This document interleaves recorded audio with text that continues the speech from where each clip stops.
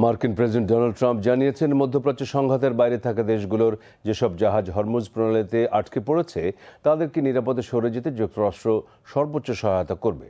সামাজিক যোগাযোগ মাধ্যম ট্রুথ সোশ্যালে দেয়া এক পোস্টে তিনি কথা জানান।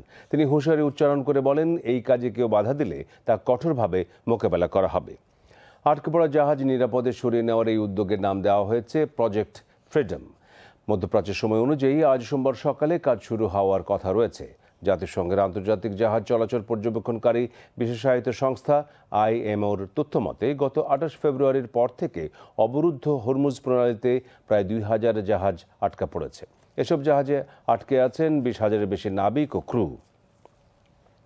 এই পরিস্থিতিতে ইরান যুদ্ধের দায়িত্বপ্রাপ্ত মার্কিন সামরিক বাহিনীর সেন্ট্রাল কমান্ড সেন্টকম জানিয়েছে, তারা ট্রাম্পের প্রজেক্ট ফ্রিডম বাস্তবায়নে সহায়তা করবে।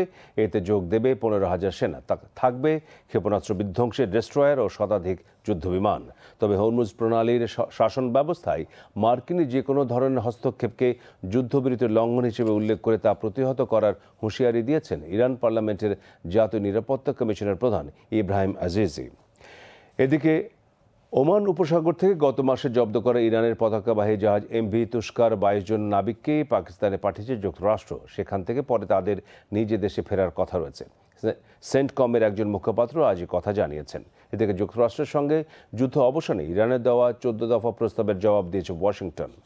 ইরানের রাষ্ট্রীয় গণমাধ্যমকে দেশটির পররাষ্ট্র মন্ত্রণালয়ের মুখপাত্র ইসলাম বাঘাই জানান, পাকিস্তানের মাধ্যমে যুক্তরাষ্ট্রকে দেওয়া ইরানের সর্বশেষ প্রস্তাবের জবাব পেয়েছে তেহরান।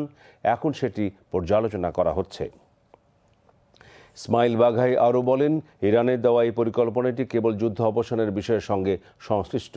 এই পর্যায়ে পরমাণু কর্মসূচি নিয়ে কোনো আলোচনার সুযোগ রাখা হয়নি। এর আগে মার্কিন প্রেসিডেন্ট ডোনাল্ড ট্রাম্প এক্সে দেয়া এক পোস্টে বলেছেন, যুক্তরাষ্ট্রের আলোচকেরা ইরানের সঙ্গে খুব ইতিবাচক আলোচনা করছেন।